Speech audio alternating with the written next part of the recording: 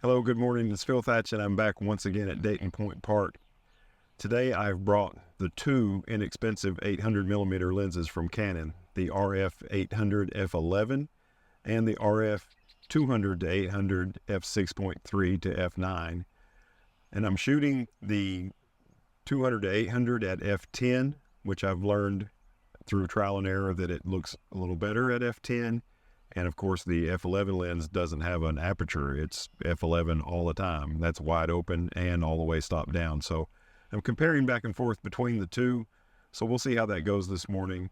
It's not going to be a scientific test because it's not a static subject. Birds are constantly moving. Sometimes, you might use the same lens and a bird flies up and lands and you get a shot of it. And then a few minutes later, a bird flies up and lands in a slightly better or slightly worse spot with slightly different light. So it won't be scientific, but I'm just going to work with both of these lenses and see what I can get this morning.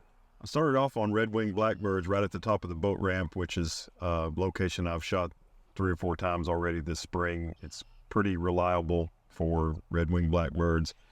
And I shot the first few shots with the 200 to 800, and then I switched over to the 800 f11. And also there's a beautiful cypress tree, and I photographed the base of it. Here's a picture of that cypress tree that I've thought was really beautiful. Just the bottom of it, 371 millimeters with the 200 to 800. And you can see all the settings up here in the top left and look in this area to see which lens I use. So you can see that this is the RF 200 to 800. And that's the base of that tree. And I like these yellow wildflowers around it. Another week or two and this area will be underwater. The water will probably come up to about right here or so. But right now it's really beautiful, and I made this shot with the 200 to 800, 371 millimeters f10. And now here's a bird shot with the 200 to 800. This is 1/640th, 800 millimeters. I decided to not shy away from 800 millimeters this week because I was comparing two 800 millimeter lenses. And I am at f10, which I prefer with the 200 to 800. And this is ISO 800. It's a female red-winged blackbird there, with the light coming in from the left. Pretty happy with this shot. I did nearly or maybe completely blow out this area right here, but other than that, really happy with this shot. Here's another, probably the same, female red-winged blackbird, same problem in this area. And this is also 1/640th of a second, f10, ISO 800 and 800 millimeters. And here is another female red-winged blackbird. I still had the problem right here just a little bit, maybe not quite so bad in this one. I'm pretty happy with the sharpness of these shots. This one's at 707 millimeters, which is kind of, in my opinion, the sweet spot for this lens. 707 at f10 looks pretty good, but this one is 800 at f10, and I'm pretty happy with the sharpness of this as well. Pleasantly surprised. The lens is working pretty good on a low-resolution full-frame camera, the R6 Mark II. Here's the red-winged blackbird, basically the same settings, 1/640th of a second, f10, ISO 1250 now, 800 millimeters, and it's doing its call. I just love this location for red-winged blackbirds, and you can see some of those yellow wildflowers in the background, which I really like that look. And I made several shots of this bird on this same perch as it was making its call. Settings will be the same for these. Here's another one, once again, same settings and the same features that I like about it. And now we're on the 800 f11, and while I was changing lenses, I caught a cloud. So nowhere near as bright. It is f11 versus f10, but the ISO has jumped up way more than a third of a stop because it's much darker with a cloud in the sky. Same bird, I believe, beautiful red-winged blackbird there on a perch. And I think the background might be a little creamier. Maybe not, I don't know, it's hard to say. It shouldn't be, f10 versus f11. But there's the red-winged blackbird, another 800 millimeter shot, as all shots with the 800 f11 would be. 1/640th ISO 2000. Here's another one, same settings. And here is another one with the same settings. Kind of made a burst, and the better ones I shared with you and the not as good ones I didn't. Now here's that same tree, but this is with the 800 f11, and of course it doesn't zoom, so it's much more filling the frame. I like the other shot better. I was kind of a demonstration that it's nice to have a zoom lens in case you want to take a picture of something not at 800 millimeters. Now we're back to red-winged blackbirds. This is ISO 1000 now, got a little bit more light, 1/640th of a second, 800 millimeters f11. Beautiful birds, these red-winged blackbirds, and that's a great location to photograph them. Here's another one. I like this with it looking up in the air. Same settings, ISO 1000, 1/640th of a second. This is a female red-winged blackbird. The ISO is up to 1600 for this, and of course I shoot manual shutter speed, manual aperture, and automatic ISO. I usually set my exposure compensation at -1/3 of a stop, and sometimes I'll raise that and sometimes I'll lower it, but I usually start out at -1/3 of a stop, and I'm pretty sure all of these are set that way. Next, I found a common grackle to photograph, a few of them, and then I found the young family of killdeer that I photographed last week and made some shots of them with both lenses. Still with the 800 f11, this is a common grackle at the side of the lake there on a rock. 1600 ISO and 1/800th of a second. And now here's a common grackle at 1250 ISO and 1/800th. It's gathering some nesting material. I love the yellow flowers in the background. Same common grackle still wandering around there in the yellow flowers. Pretty sharp with the 800 f11, as you can see here. Now this is a common grackle up in a tree, and I made a few shots of it. This is ISO 500 and 1/800th of a second with the 800 f11. And I made a few shots of it up in the tree. I just love the iridescent plumage of a common grackle. If you just look at it, it just looks like a black bird, but actually there's a lot of beautiful color involved with the common grackle. And I enjoyed photographing this one up in the tree.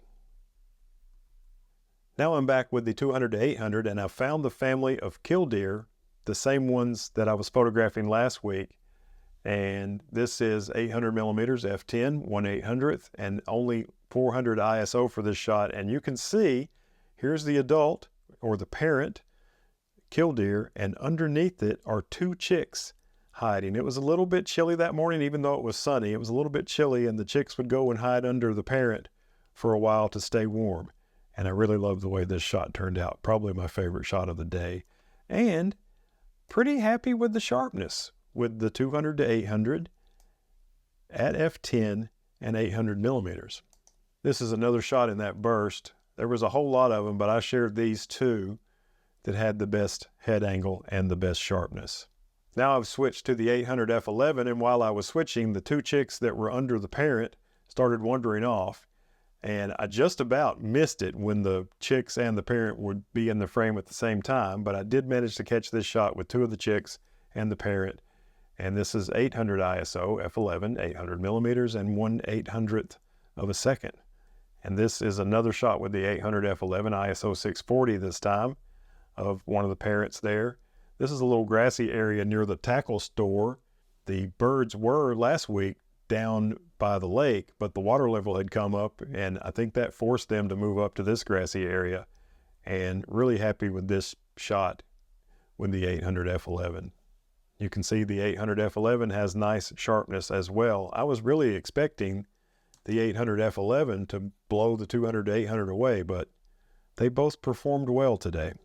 This is two shots. I have this one that I just talked about and another one almost exactly like it that I shared, but this one's 42-32 and this one's 42-28, so they were a few shots apart, but I did just pick out the best ones and share them.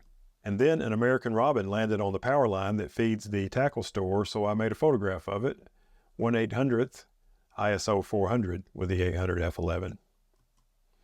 And now look, it's a baby killdeer with the 800 f11, 1/800th of a second, ISO 640, right there on the edge where the parking lot comes up to the grassy area. And here's another very similar shot, 1/800th and 800 ISO of another one of the killdeer chicks. There are 4 of them, and that's how many there were last Saturday as well. So I was happy to see that they had all survived another week. And here is a killdeer chick, and this one's calling, so that was really cool. This is also 800 ISO and 1/800th. And now it's stretching its neck up and calling, so really happy with these shots, also 1/800th and ISO 800 of the killdeer chick. Now here's another one of the killdeer chicks. I'm pretty sure this is a different one that's actually in the grass instead of on the parking lot right beside the grass. This one's ISO 640 of this super cute little killdeer chick. As I was rolling through the park, I saw a beautiful, I think it's a domesticated duck of some sort. I'm not really sure what it is, to be honest with you, but I usually don't photograph them, but it was standing up on a stump and I thought it looked really beautiful and it had a beautiful background. And it was patient and just stayed there, so I was able to make 800 millimeter shots of it with both lenses. Let's take a look at that. Okay, so this is the 800 f11 shot of that crazy looking duck, just absolutely majestic looking. This is 800 f11, obviously, and it's ISO 3200 for that shot. And then I switched lenses, and I think the light changed a little bit. And of course my aperture changed from f11 to f10, and then I made this shot and it's only 2000 ISO. So I think it got a little bit brighter, plus I was able to open up my aperture a third of a stop. And I think also these shots are not cropped very much, just cropped to make them 16:9. And I think the bird is bigger in the frame with the 800 f11 than it is with the 200 to 800. Even though this was quite a ways away, the 800 f11 did seem to have more focal length at the same focal length. I think I've made a photograph at infinity and they are basically the same, but at this distance, the 800 f11 seemed to have more focal length. And, you know, as far as sharpness is concerned, they're pretty close. Let's look at them at 100%. There's one. That's the 200 to 800 at 100%. Looks pretty doggone good on the 24 megapixel full frame R6. And this is the 800 f11 at 100%. They both look pretty good. I think low resolution cameras benefits both of these lenses. So that works out well. It kind of makes me wish I had an R3 so I'd have a stacked sensor and can use these lenses on it at 24 megapixels. So once again, I'm pleasantly surprised by how the 200 to 800 did against the 800 f11. I really expected the 800 f11 to just be noticeably better, but when shooting the 200 to 800, stopped down a third of a stop to f10, and on a low resolution camera, it held its own pretty good against the lesser expensive lens. I was really considering selling my 200 to 800, and I took this opportunity to compare these two lenses, and if the 800 f11 seen here was drastically superior to the 200 to 800, I was going to sell my 200 to 800, but the 200 to 800 at f10 held its own, so I think I'm going to keep it. Well, that was a fun morning overall. I certainly enjoyed the process of switching back and forth and trying to get shots with both lenses. I'm not sure how successful I was about getting shots with both lenses that could be compared with the exact same composition. Even the duck up on the stump, the light seemed to change some while I was changing lenses, but hopefully this has been helpful to you, and hopefully this will be helpful to me as well. I haven't seen the pictures yet as I make this clip to say bye, but hopefully we have both, by this time in the video, learned something about how these two 800 millimeter lenses from Canon compare to each other. And if you enjoyed this video, I sure hope you have a moment to reach down and hit the thumbs up button. That helps me out a lot. And if you want to see some more stuff along these lines, subscribe and hit the bell. And as always, I hope to see you in my next video. Bye-bye from Highway 60 in East Tennessee.